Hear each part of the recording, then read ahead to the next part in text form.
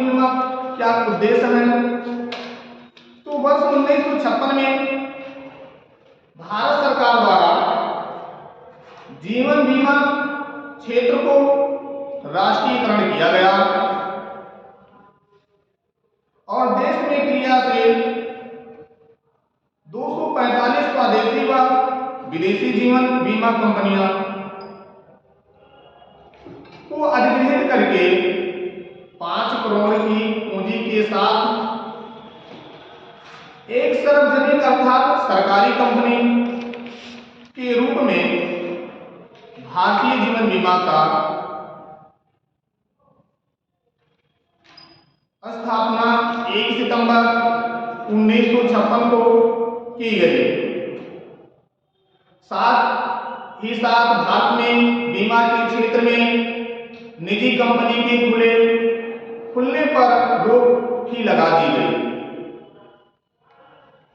अर्थात भारतीय जीवन बीमा की स्थापना 1 सितंबर 1956 में की गई। उस समय स्वदेशी कंपनियां 245 थी। उस समय अधिकृत पूंजी उनके 5 करोड़ रुपए की पूंजी के साथ इस कंपनी की स्थापना की गई। लिखा दें, लिख लीजिए। वर्ष 1956 में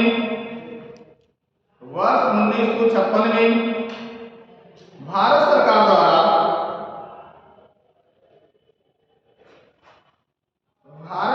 द्वारा जीवन बीमा क्षेत्र को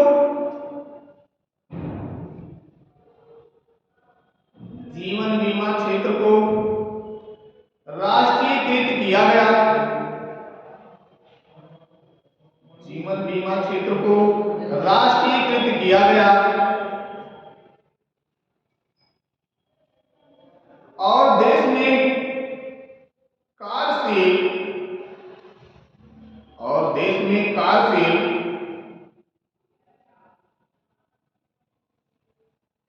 245 स्वदेशी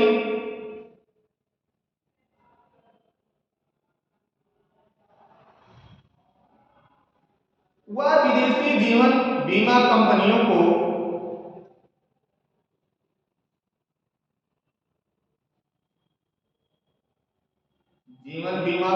को अधिग्रहित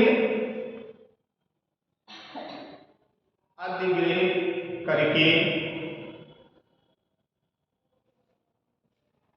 5 करोड़ पूंजी के साथ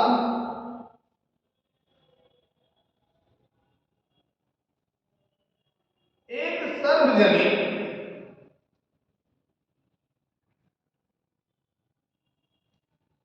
सार्वजनिक अर्थात सरकारी कंपनी के रूप में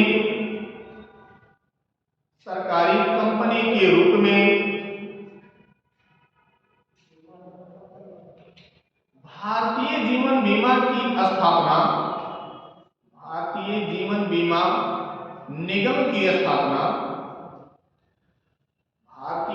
बीमा निगम की स्थापना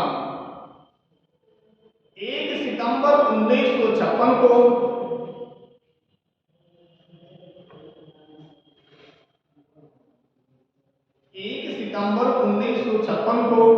की गई।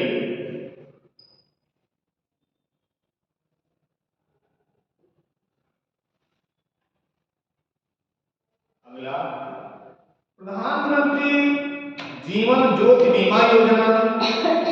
प्रधानमंत्री जीवन ज्योति बीमा योजना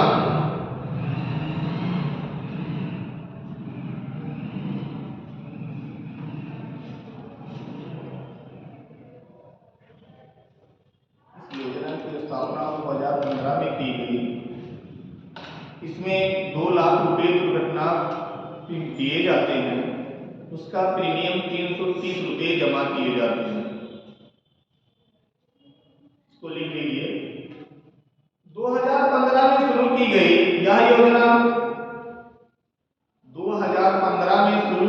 यह योजना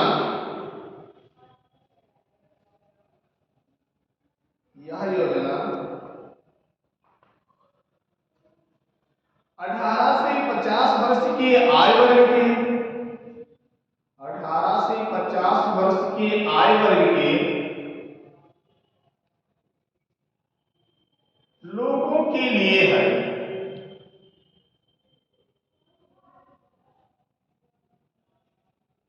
यह एक वार्षिक लोगों के लिए है। यह एक वार्षिक रूप से नवीनीकरण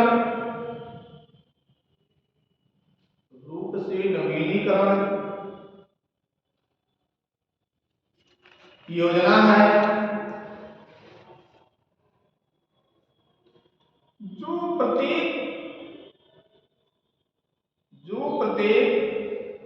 बैंक खाता धारक को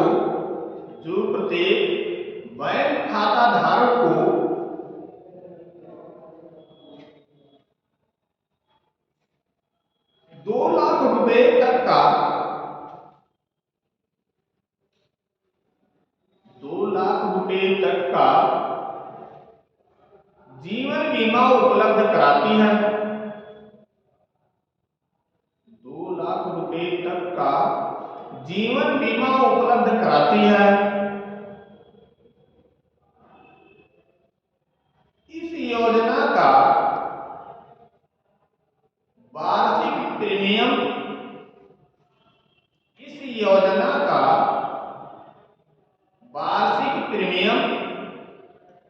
330 रुपए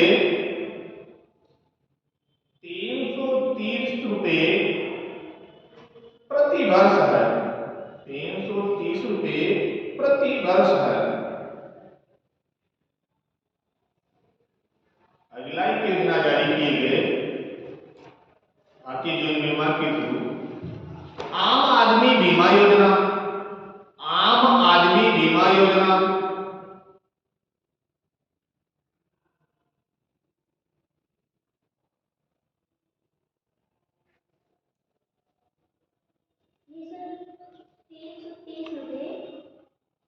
प्रति वर्ष जमा तो मतलब कब मिलता है? ये मिलेगा आपको 50 साल के बाद। 50 साल तक आप जमा करेंगे, 60 साल जब आप वृद्धा हो जाएंगे तो उसे पेंशन के रूप में आपको ये मिलता रहेगा। इस बीमा के थ्रू अगर इसमें आप 330 रुपये प्रति वर्ष जमा करते हैं, 50 साल तक आप जमा करेंगे और जब आप 50 से ऊपर 60 साल के होंगे तो आप जैसे कोई जॉब करते हैं, सर्विस करते हैं तो आपको पेंशन मिलता है। तो क्योंकि जॉब करने वाले सारे लोग होते नहीं तो सरकार ये योजना चलाई। इस योजना के थ्रू अगर व्यक्ति प्रतिवर्ष 330 रुपये जमा करता है तो 60 साल पूरा होने 50 साल तक वो जमा करता है, 60 साल पूरा होने पर उसको पेंशन के नुमा पैसे धनराशि को दिए जाएंगे ताकि वो अपनी जीविका को वृद्धावस्था में चला सके। नहीं, ब्याज में धन दिए जाएंगे, ब्याज के साथ दिए जाएंगे। लेकिन पहले जो आपको दिए जाएंगे ये बीमा तो होती है, उस समय अगर आपकी दुर्घटना घटती है तब तो आपको 2 लाख रुपए दे दिए जाएंगे अपने परिवार जो बीमा करवाया है। अगर उस व्यक्ति का दुर्घटना घटते हैं तो उसे 2 लाख रुपए उस परिवार के को दे दिया जाता है। अगर दुर्घटना नहीं घटते हैं तो वो 60 साल का जब होता है तो उसे पेंशन दिए जाते हैं। अगर उसकी मृत्यु हो जाती है, उस व्यक्ति की जो बीमा करवाया होता है उसकी अगर मृत्यु हो जाती है तो अगर पति है, पति की मृत्यु हो गई तो पत्नी को दिया जाता है। अगर दुर्घटना से मृत्यु होती है तो पत्नी को उसका लाभ दिया जाता है, 2 लाख रुपए दिए जाएंगे उसके बाद भी। लेकिन अगर पति पत्नी दोनों की मृत्यु होने पर उस धनराशि को समाप्त कर दिया जाता है।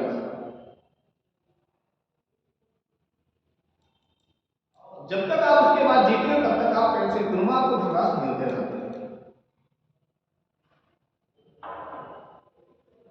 आम आदमी बीमा योजना सर अगर बच्चे मतलब उनके बच्चे रहे तो बच्चे को नहीं, बच्चे को उसका मूलधन को दे दिया जाएगा।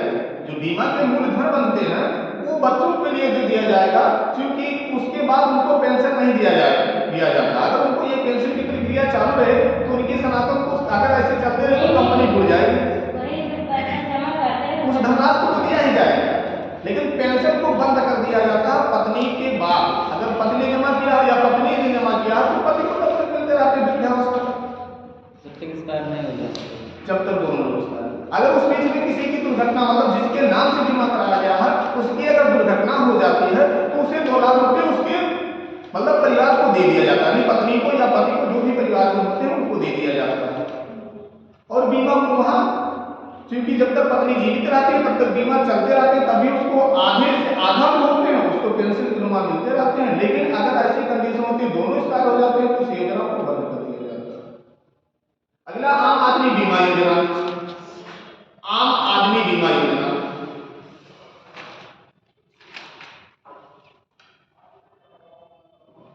यह योजना 18 से 59 आम आदमी बीमा योजना यह योजना 18 से 59 वर्ष की आय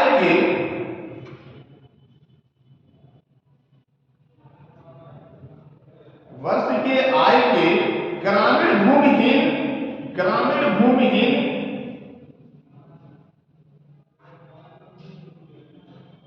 परिवारों के मुखिया ग्रामीण भूमिहीन परिवारों के मुखिया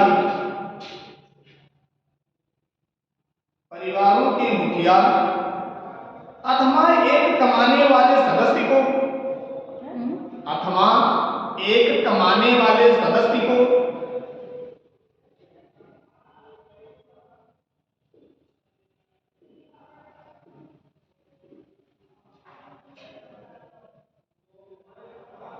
बीमा प्रदान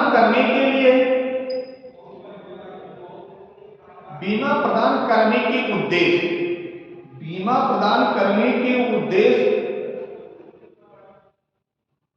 से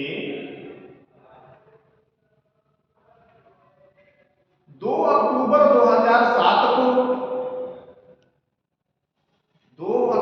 2007 को शुरू की गई।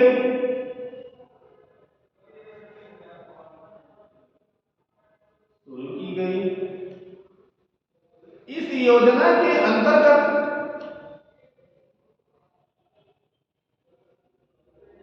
प्राकृतिक मृत्यु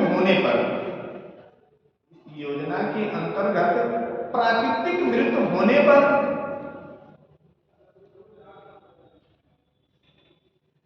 30,000 रुपया 30,000 रुपये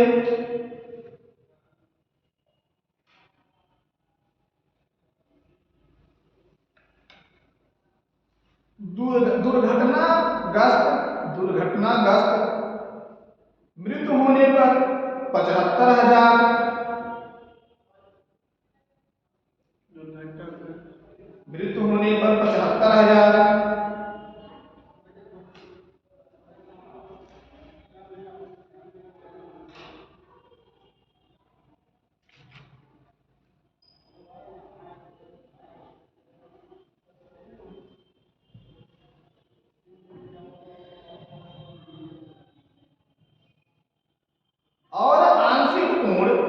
और आंशिक पूर्ण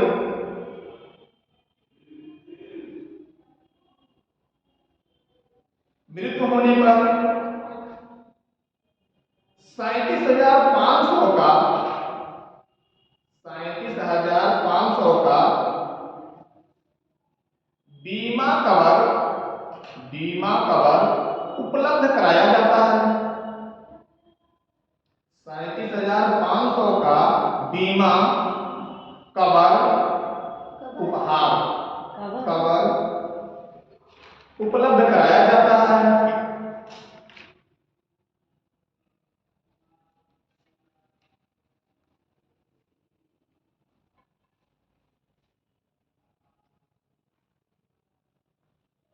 इस योजना के अंतर्गत केंद्र तथा राज्य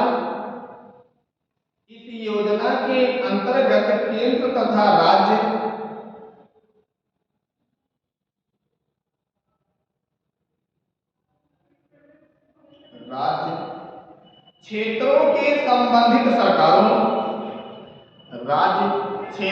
के संबंधित सरकारों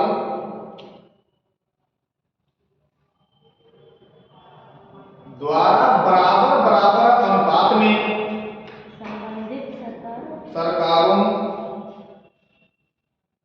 द्वारा बराबर बराबर अनुपात में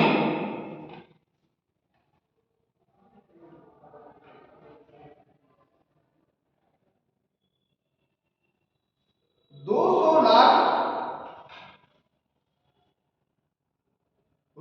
की राशि का अनुदान किया जाता है। 200 लाख रुपए की राशि का अनुदान किया जाता है।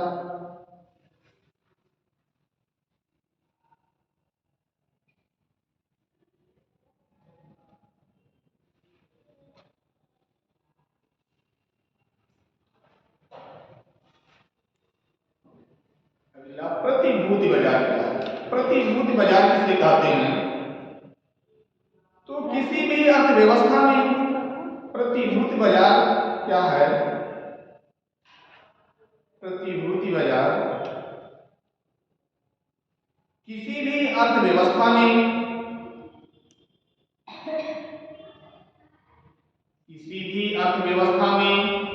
प्रतिभूति बाजार एक ऐसा वित्तीय बाजार है। किसी भी अर्थव्यवस्था में प्रतिभूति बाजार एक ऐसा वित्तीय बाजार है। किसी भी अर्थव्यवस्था में प्रतिभूति बाजार एक ऐसा वित्तीय बाजार है जहां मांग और आपूर्ति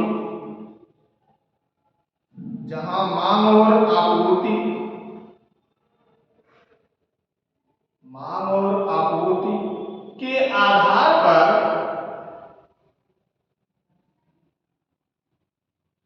जनसामान्य के बीच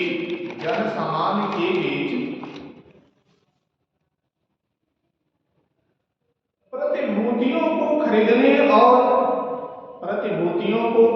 और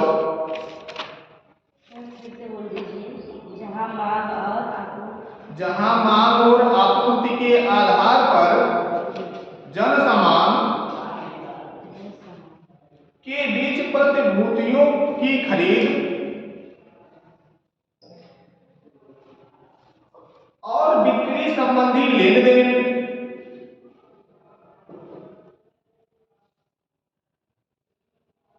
होता है।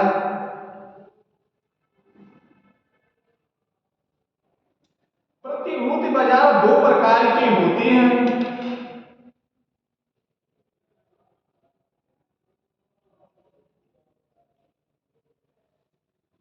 नंबर 1 प्राथमिक बाजार,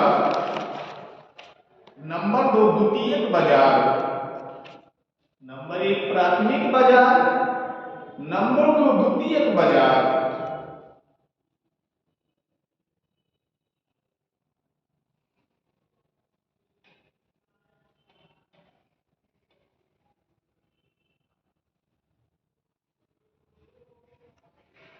प्राथमिक बाजार में जो भी प्रतिभूतियां बिकने के लिए आती हैं, प्राथमिक बाजार में जो भी प्रतिभूतियां बिकने के लिए आती हैं,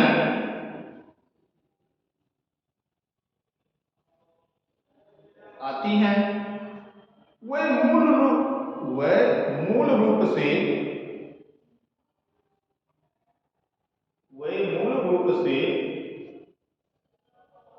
निगत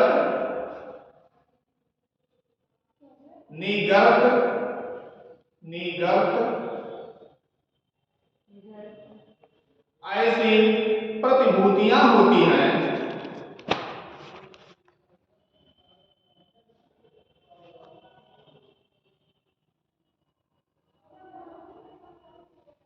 जिनका स्वामित्व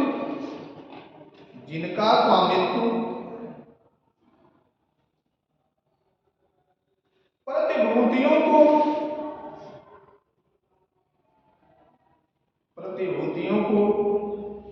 निर्गत करने वाली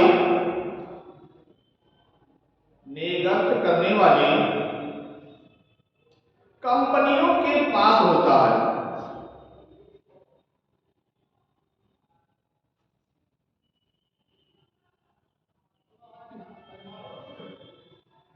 प्राथमिक पूंजी बाजार में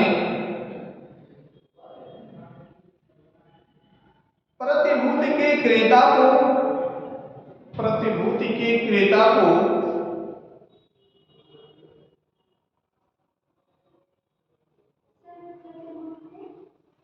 प्राथमिक पूंजी बाजार में प्रतिभूतियों के क्रेता को प्राइमरी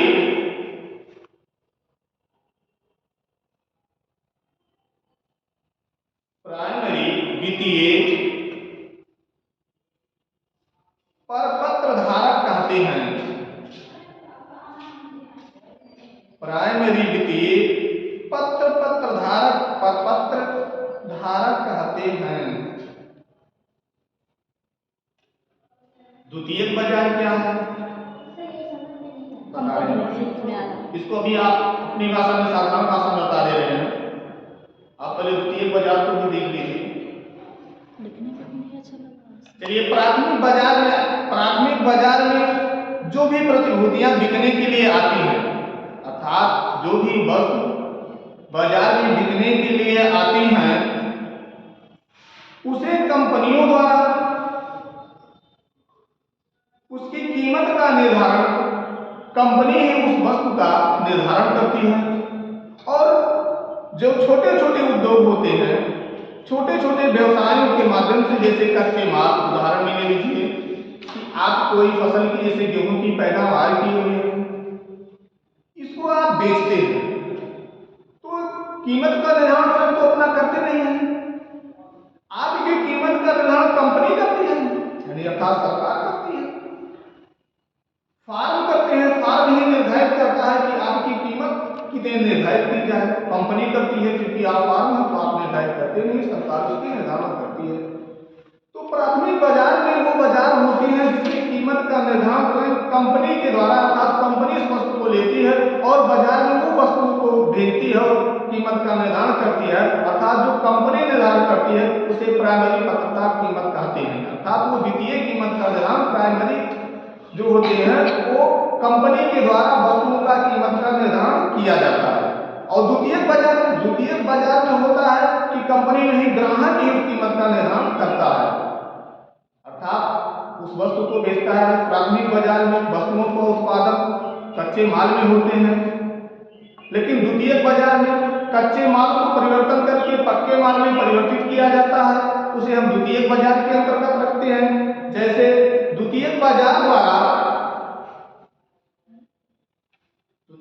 में देख लीजिए, द्वितीयक बाजार द्वारा पहले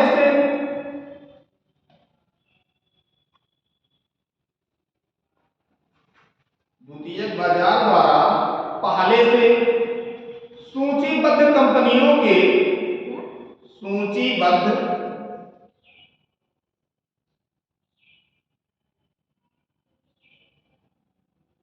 शेयरों का क्रय विक्रय किया जाता है।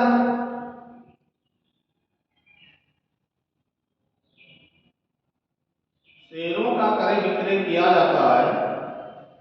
द्वितीयक बाजार में उन्हीं प्रतिभूतियां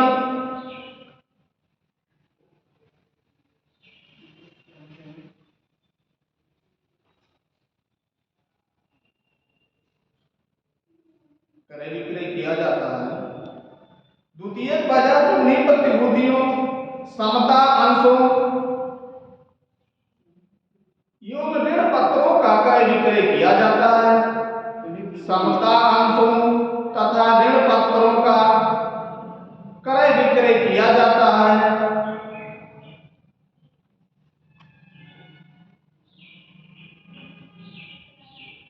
जो स्टॉक मार्केट में सूचीबद्ध हो,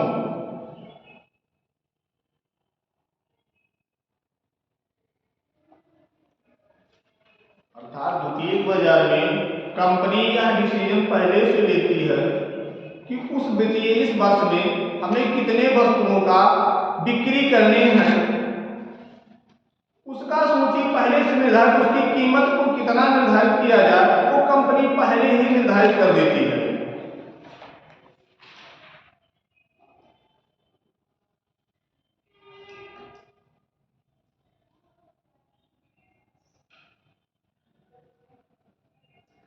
अगला, भारतीय प्रतिभूति एवं विनिमय बोर्ड, भारतीय प्रतिभूति एवं विनिमय बोर्ड,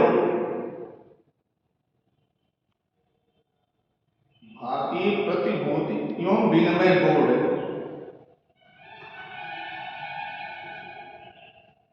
12 अप्रैल 1992 को 12 अप्रैल 1992 को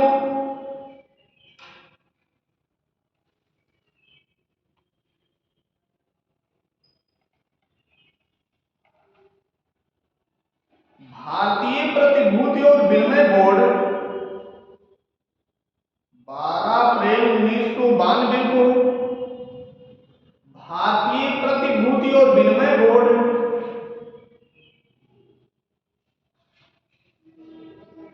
अधिनियम 1972 के तहत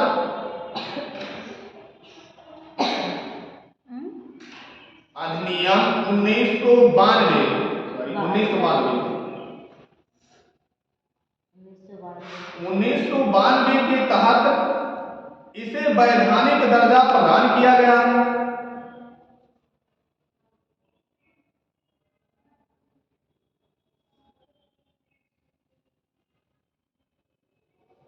वर्तमान में चेयरमैन के अतिरिक्त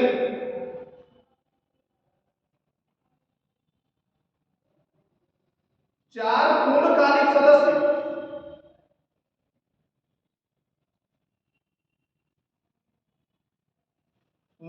सदस्य और 4 अंशकालिक सदस्य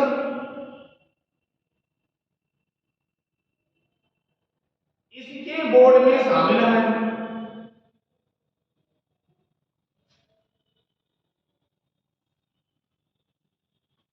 भारतीय प्रतिभूति एवं विनिमय बोर्ड का मुख्यालय भारतीय प्रतिभूति एवं विनिमय बोर्ड का मुख्यालय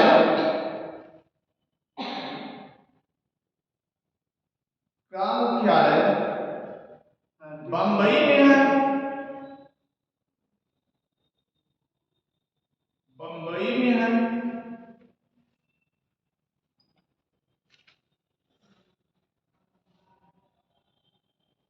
अगला Bombay stock exchange, Bombay stock exchange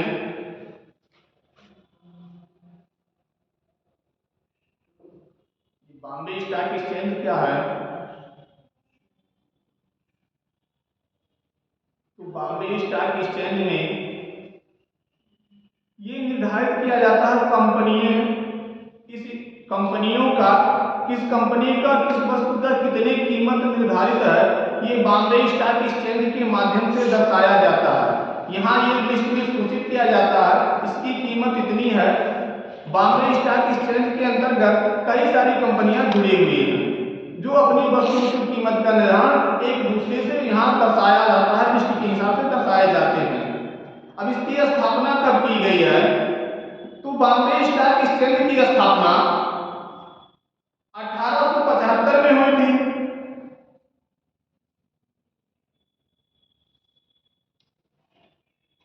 1875 में हुई थी, जिसे भारत सरकार ने 1956 में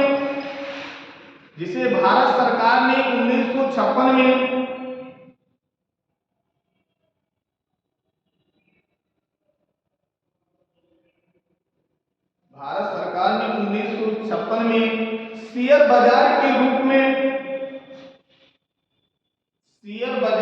रूप में मान्यता प्रदान की।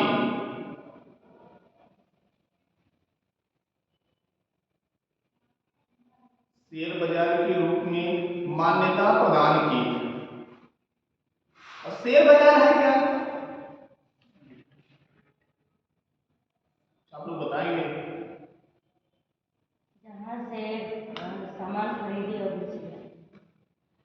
शेयर बाजार का मतलब होते हैं कि हम वस्तु को उत्पादित करती है, तो कंपनी के माध्यम यानी बॉम्बे स्टॉक एक्सचेंज में कई सारी कंपनियां हैं।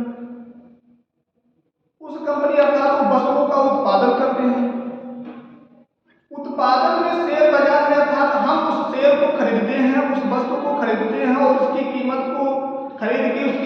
निर्धारण करते हो, अर्थात आप भी अपने उस कंपनी में पैसे को लगा सकते हैं और लगाने के बाद उस वस्तु को बिकने पर अगर वस्तु लाभ में बिक रही है तो आपको लाभ दिए जाएंगे, अगर वस्तु हानि में बिक रही है, नुकसान में बिक रहे हैं तो आपको घाटा सहना पड़ेगा।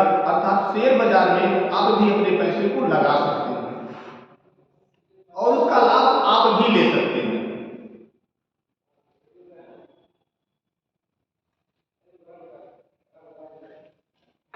अगला national stock exchange.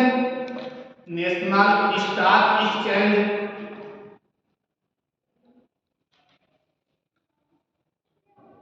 National stock exchange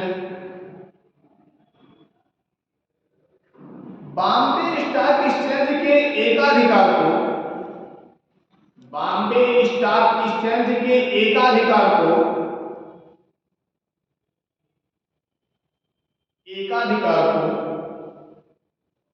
तोड़ने के लिए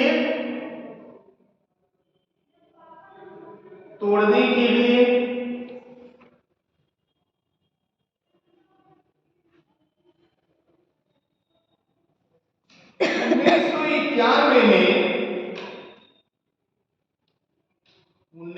इक्यानवे में फेरवानी समिति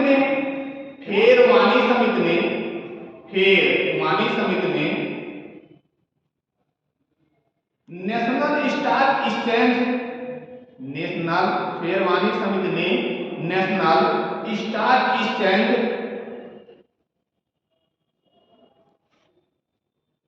की स्थापना की सिफारिश की।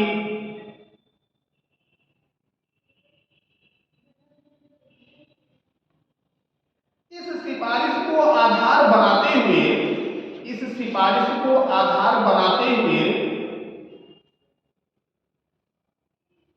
1992 में इस सिफारिश को आधार बनाते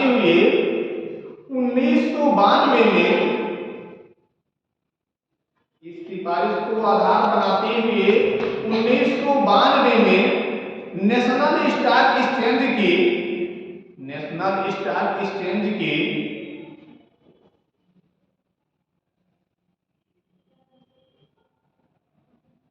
स्थापना की गई।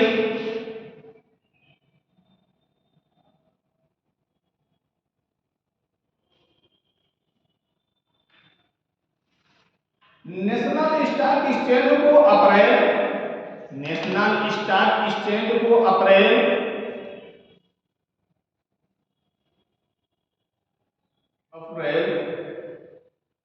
1993 में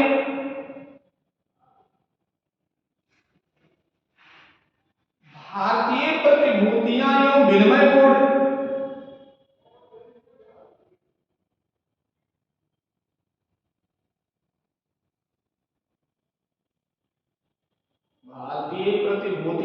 विनिमय बोर्ड द्वारा स्टॉक एक्सचेंज के रूप में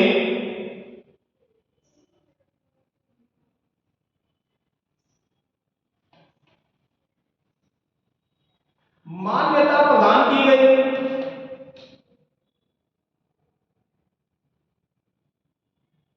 और 1994 में इसने अपना कार्य संचालन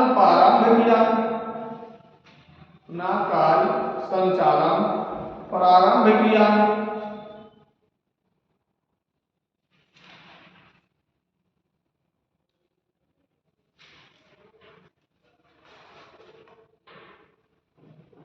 अगला कैश है क्या?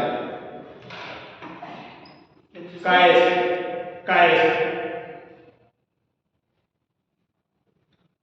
कीमत जी।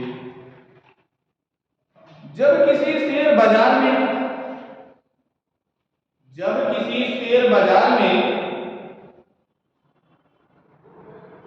शेयरों की कीमतों में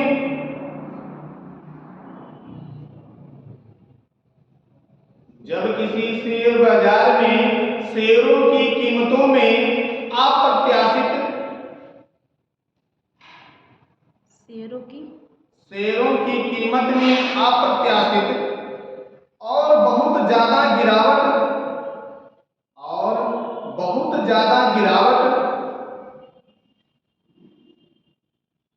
देखी जाती है,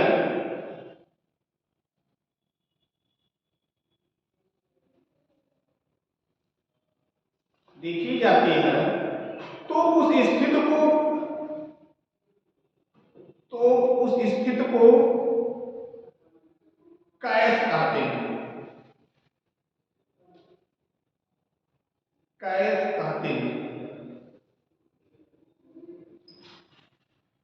अगला चिट फंड। चिट फंड लिखना। चिट फंड है क्या? हाँ, चिट फंड।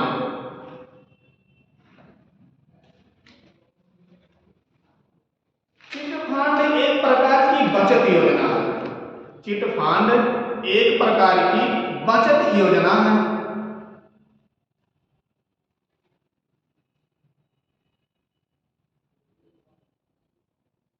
चिट फंड एक प्रकार की बचत योजना है जिसे किसी व्यक्ति या संस्था द्वारा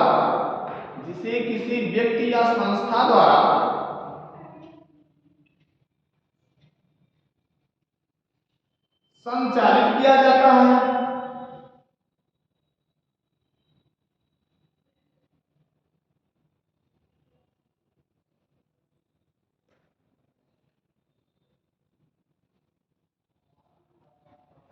इसके सदस्य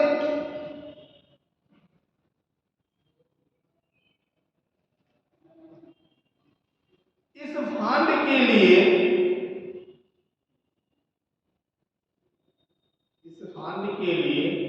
किस्तें एकत्र करते हैं।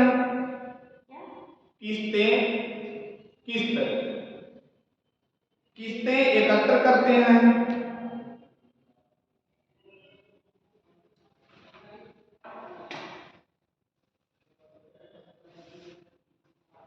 निश्चित समय अवधि के पश्चात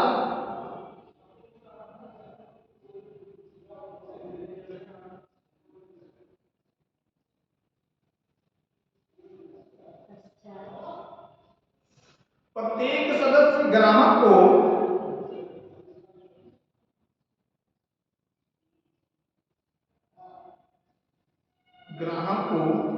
एक रियायती कटौती के पश्चात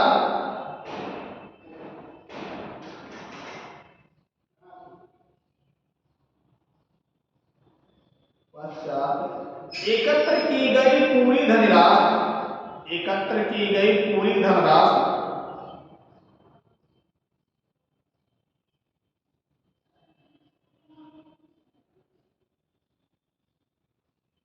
प्रदान की जाती है।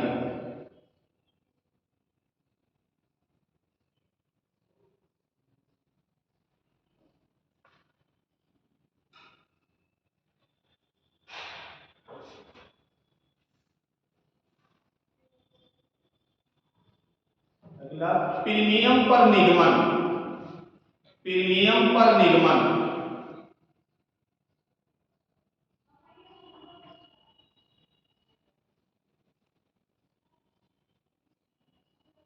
जब कंपनी अपने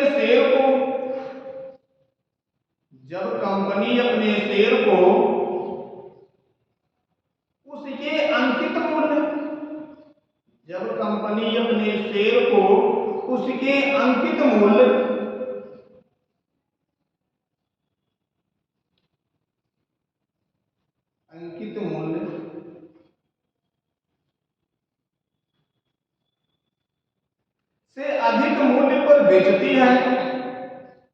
मूल्य से अधिक मूल्य पर बेचती है।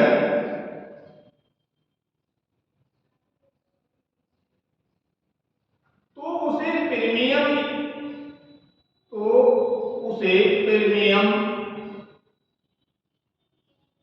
प्रीमियम पर निगमन कहते हैं।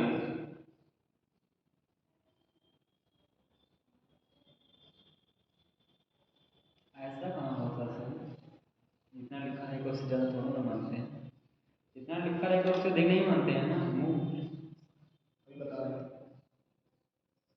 शेयर के अंकित मूल्य से अधिक प्राप्त हुई राशि,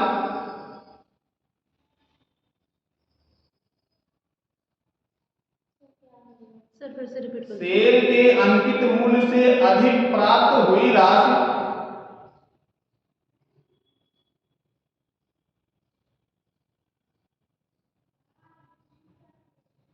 शेयर के अंकित मूल्य से अधिक प्राप्त हुई राशि को ही शेयर पर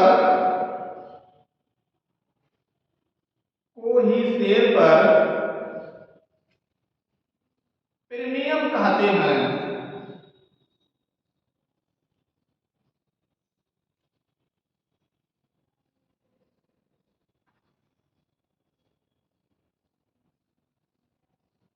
शेयर कहते हैं। अब आपको मैं बता रहा हूं अपनी भाषा में, व्यवहारिक भाषा में। आपने देखा होगा वस्तु को खरीदते वक्त एमआरपी दिए जाते हैं। एमआरपी मतलब मोल भाव। आपने वस्तु को लेने जाते हैं तो कुछ जगह एमआरपी पे आपको वस्तु को दिया जाता है, लेकिन कुछ व्यक्ति अगर एमआरपी पे अच्छा मोल भाव करते हैं तो उसकी कीमत को घटा दिया जाता है, अर्थात उसकी दूरी के हिसाब से उसकी जो एमआरपी दिया जाता है जिस वस्तु का। मान लीजिए कि आपके पास बुक है, ये मार्केट से उठे हुए हैं, तो कंपनी इसलिए एमआरपी लिखती है, अर्थात बुक का कीमत अगर 100 रुपये लिखी है तो लागत तो 100 रुपये होते नहीं, क्योंकि उसकी लागत अगर 80 रुपये है तो एमआरपी 100 रुपये लिए जाते हैं। कंपनी अगर 80 रुपये में आपको ये वस्तु को उपलब्ध कराती है तो ये टारगेट बनाती है कि बाहर जाते जाते उसकी कीमत लगभग 100 रुपये के औसत में पहुंच जाएगी। लेकिन हो सकता है कंपनी से जो वस्तु निकली हो कुछ ही दूर पर वो वस्तु बिक गई हो, तो कुछ दूर में जो वस्तु बिकते हैं अर्थात हो सकता है उसकी लागत 85 रुपये या 90 रुपये हुई हो, लेकिन आपको ये बेच रहा है 100 रुपये में, आप उससे कोई मोल भाव नहीं कर रहे हैं और ये वस्तु आपको 100 रुपये में दे रहा है। अब आप 100 रुपये में लेते हैं, लेकिन कुछ जगह ये वस्तु 100 के बजाय आपको 95 के भी मिल रहे हैं। क्या फायदा उसने व्यक्ति नहीं ले रहा है? वो व्यक्ति भी फायदा ले रहा है, लागत अपनी फायदे से कम नहीं कर रहा है। लेकिन जहां आरएस आते हैं, आपने देखा होगा आरएस की कीमत निर्धारित किया जाता है, फिक्स मूल्य वास्तविक मूल्य आते हैं, उसका जो निर्धारण किए जाते हैं वो प्राइस पर ही लिए जाते हैं, उससे कम पर नहीं दिए जाते। तो ऐसे प्रीमियम भी वही कंडीशन है। लेकिन ये अधिक की बात कर रहा है ना, अंतिम मूल्य से अधिक मूल्य स्तर पर खरीद जाता है। मैं बताया ना अधिक मूल्य पर, क्योंकि कीमत आपकी 80 रुपये है, वस्तु उठे 80 रुपये में, बिकना तो उसमें 85 में चाहिए। मान लीजिए उसकी लागत 85 रुपये लगी, दूरी पे निर्भर करेगा ये क्या दूरी पर मान लीजिए उसकी 85 रुपये लगी है, लेकिन तब भी उस आज एमआरपी लिखा हुआ है और ये व्यक्ति कीमत से अधिक पैसे ले रहा है। क्यों ले रहा है? क्योंकि वो कीमत 80 रुपये 85 रुपये जो भी पड़ रहे हैं, लेकिन तब भी 100 रुपये ले रहा है, अधिक ले रहा है। जब वस्तुओं की कीमत अधिक लिया जाता है तो उसे प्रीमियम के माध्यम से अधिक भी लिए जाते हैं। अगर आरएस रहते हैं तो ऐसा कंडीशन नहीं रहता, अंकित मूल्य से भी अधिक मूल्य लिए जाते हैं।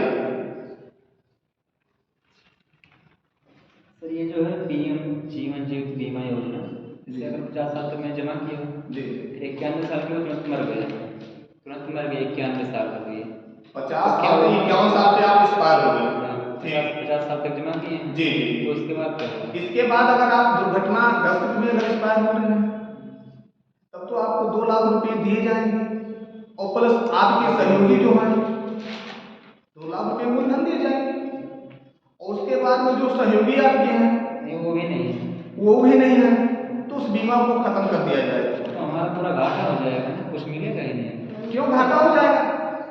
आप 2 लाख से कम ही रुपये को जमा किए हैं ना, 330 रुपये, मतलब आप 1,11,000 कितना हुआ? 1,11,000 रुपये हुए, 1,11,760 760 रुपये, और आपको दिया कितना जा रहा है? 2 लाख रुपये दिए जा रहे हैं, अर्थात तब भी आपको घाटा, कंपनी बीमा कंपनी घाटा नहीं दे रही, आपको मूलधन से ज्यादा दे रही है। आकस्मिक या प्राकृतिक मृत्यु ना हुई हो तब भी मिलेगा? जी जी, आकस्मिक मृत्यु नहीं हुई है, आपके कोई परिवार नहीं है, तभी ये धनराशि को आपको दिए जाएंगे। मूलधन जो है मूलधन को दिए जाएंगे, मूलधन को आपका लिया नहीं जाता, आपके परिवार को मूलधन को दे दिया जाता है।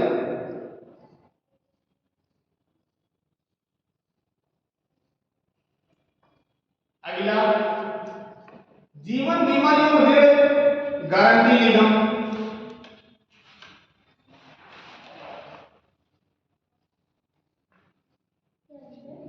जीवन बीमा एवं ऋण गारंटी निगम,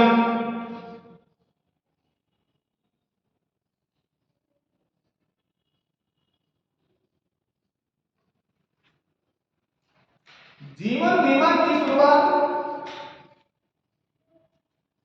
जीवन बीमा की शुरुआत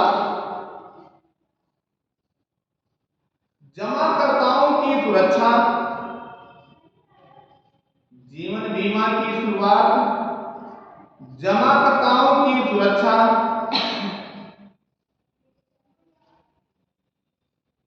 वित्तीय स्थिरता, जमाकर्ताओं की सुरक्षा, वित्तीय स्थिरता, बैंकिंग व्यवस्था में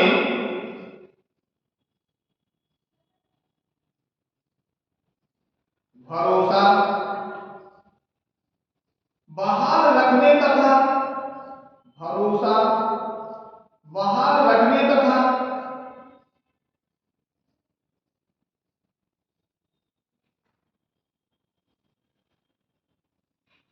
जमा राशि जुटाने के उद्देश्य से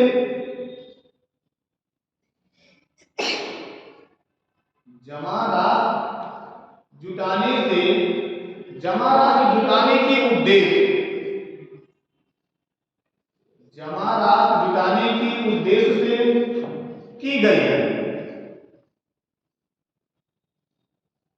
अर्थात हमारी बीमा कंपनी जो है वो धनराशि को जुटाने में अच्छी भूमिका को अदा करती है।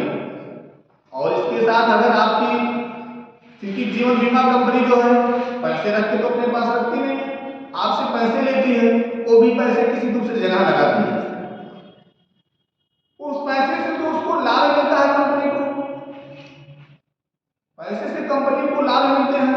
अगर कंपनी को 10% लाभ मिल रहे हैं तो उसका 3%, 4%, 5% कंपनी आपको लाभ देती है। लेकिन कंपनी ये मान के चलती है कि अगर मान लीजिए इत्तेफाक से उनकी कोई दुर्घटना घट जाती है तो ये क्योंकि हमारे पास पैसे को जमा किए हों तो उस पैसे से अर्थात उनको लाभ भी दिया जाए। अगर हमको धन दिए हुए हैं तो उसका लाभ भी दिया जाए, उनको लाभ मिलना चाहिए। तो अर्थात जहां 10% मान लीजिए, सारे व्यक्ति को ऐसा तो कंडीशन घटता नहीं है कि हर लोगों के साथ ऐसे घटते हैं।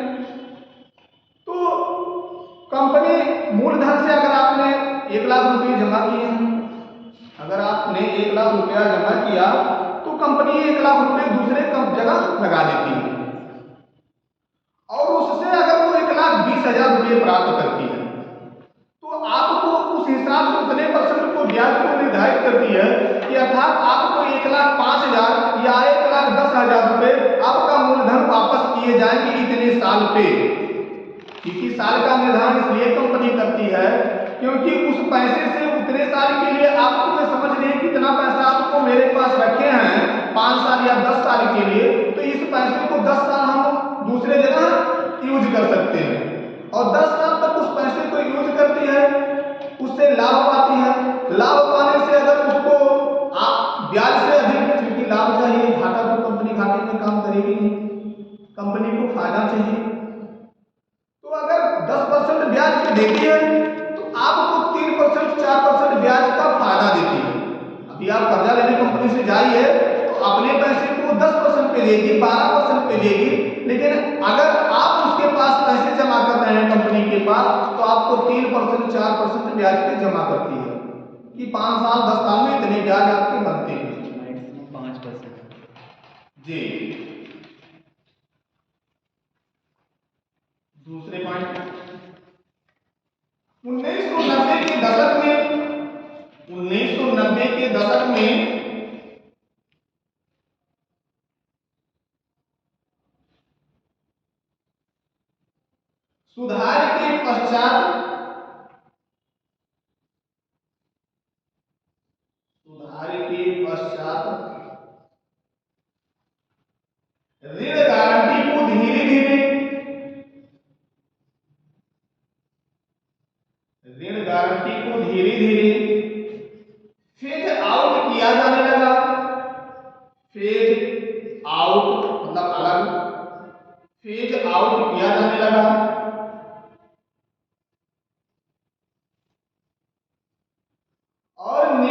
अध्ययन और निगम का अध्ययन जमा बीमा के मुख्य कार्य पर केंद्रित हो गया।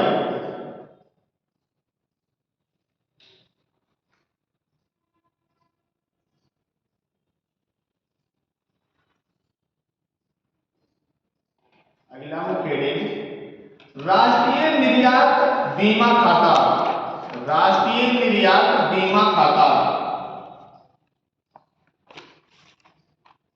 राष्ट्रीय निर्यात बीमा खाता।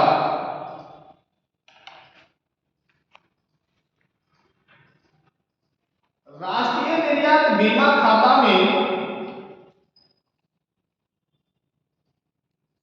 राष्ट्रीय निर्यात बीमा खाता में 66 करोड़ रुपए का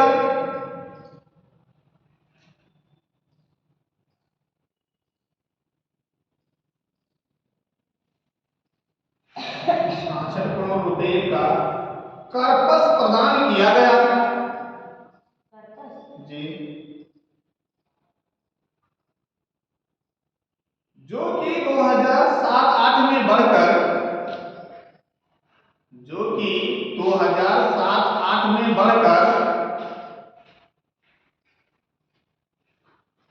246 करोड़ रुपए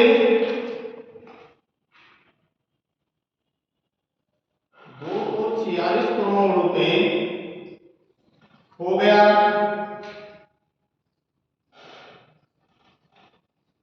पुनः ग्रामीण पंचवर्षीय योजना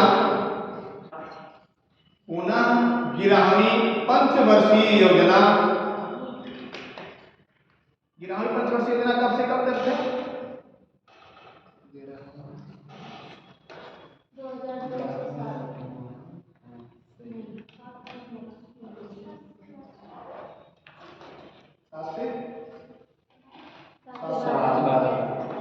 11वीं पंचवर्षीय योजना 2007 से 2012 में इसे बढ़ाकर 2007 से 2012 में इसे बढ़ाकर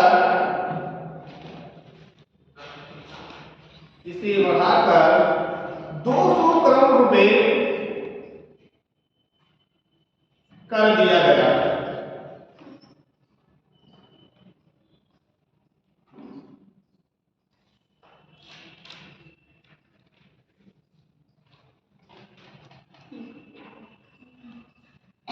राष्ट्रीय निगम बीमा खाते में अलग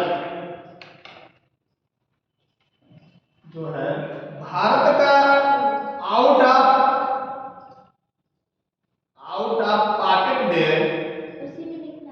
अगले पैराग्राफ उसी कंपनी का राष्ट्रीय निर्यात बीमा खाते में भारत का आउट ऑफ पॉकेट में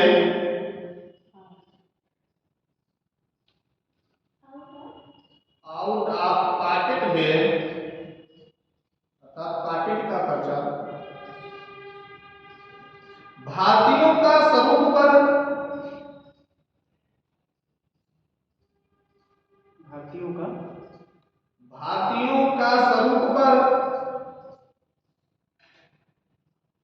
और स्वास्थ्य पर होने वाले निजी व्यय काफी उच्च है, जो कि 70% है। होने वाले निजी व्यय काफी उच्च है, जो कि 70%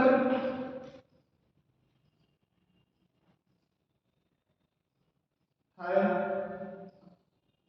तो भारतीयों का इनकम पॉकेट खर्चे 70% तक है।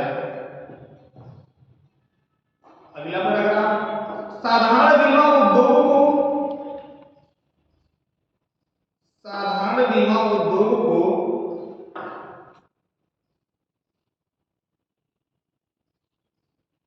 निजी क्षेत्र के लिए निजी क्षेत्र के लिए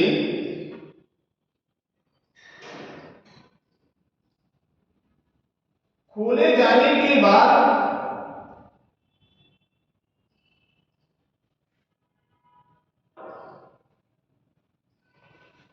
दो हजार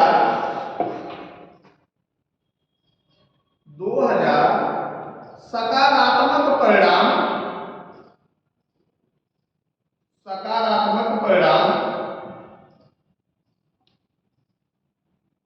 मिले हैं। 2000 सकारात्मक परिणाम जी ज़्यादा नहीं, ज्यादा है बहुत ज़्यादा। क्योंकि जब भी LIC कंपनी आई है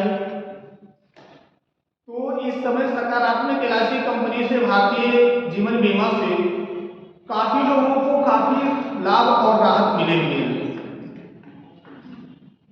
इसमें क्वेश्चन कैसे किए जाते हैं, क्वेश्चन कैसे पूछे जाते हैं, तो क्वेश्चन इसमें बनते हैं। पहला क्वेश्चन, भारतीय सरकारी बांड प्रतिफल निम्नलिखित में से किससे प्रभावित होता है? जिसमें ऑप्शन पहला, यूनाइटेड स्टेट रिजर्व की कार्रवाई, नंबर 2 भारतीय रिजर्व बैंक की कार्रवाई, नंबर 3 मुद्रास्फीति एवं अल्प अवधि ब्याज दर। क्वेश्चन को लिख लीजिए क्योंकि UPSC 2021 में पूछा गया। भारतीय सरकारी बांड 2021 में आए थे। भारतीय सरकारी बांड प्रतिफल निम्नलिखित में से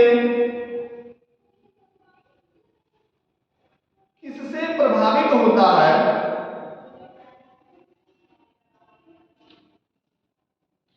नंबर 1 यूनाइटेड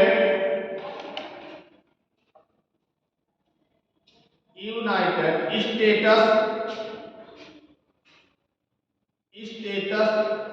फेडरल रिजर्व की कार्रवाई,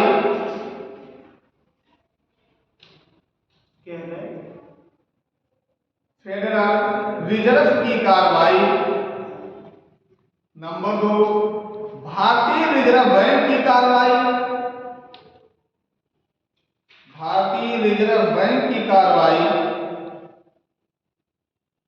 नंबर 3 मुद्रास्फीति एवं अल्प अवधि ब्याज दर।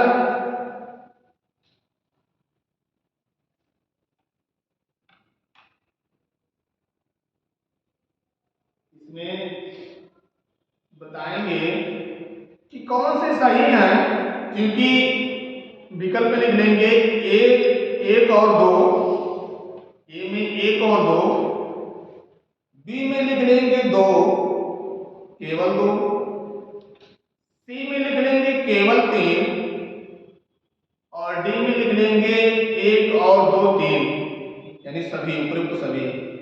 दूसरा वाला सही है, भारतीय रिजर्व। अभी आप लोगों को आज ही हमने दिखाया है मुद्रास्फीति एवं अल्प अवधि ब्याज दर की भी भारतीय सरकारी बांड प्रतिफल में कार्य करते हैं। और यूनाइटेड स्टेट फेडरल, ये कल आप लोगों को बताए हैं कि भारतीय स्टेट बैंक में काम, मतलब भारतीय जीवन बीमा में काम करते हैं, अर्थात तीनों कार्य करते हैं। यानी आप लोगों ने जो लिखे कल पढ़े हैं इसको दोबारा रिवीजन नहीं किए। कार्पस क्या होता है? कार्पस मतलब उस वस्तु के प्रति लगाव, वस्तुओं के प्रति लगाव होना। अगला एक क्वेश्चन और देख लीजिए, 2003 की UPSC में आया हुआ है। किसी कंपनी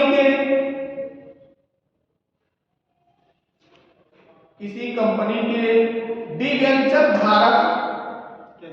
डिबेंचर धारक उसके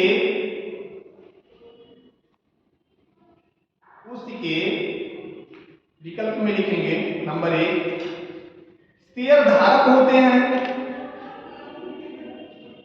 नंबर 2 लेनदार होते हैं,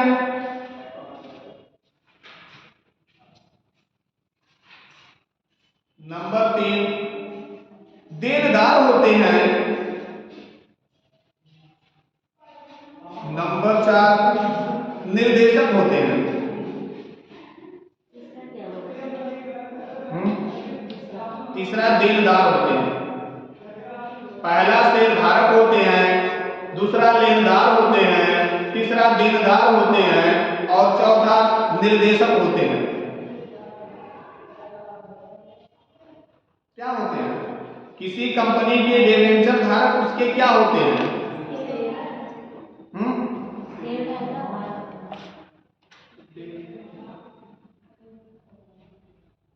जब आप कंपनी में पैसे को लगाते हैं, अर्थात अभी मैंने बताया कि शेयर को आप लगाते हैं, अर्थात वस्तु को खरीदते हैं कंपनी में, तो वस्तु को खरीदते हैं तो या तो घाटा होता है या फायदा होता है।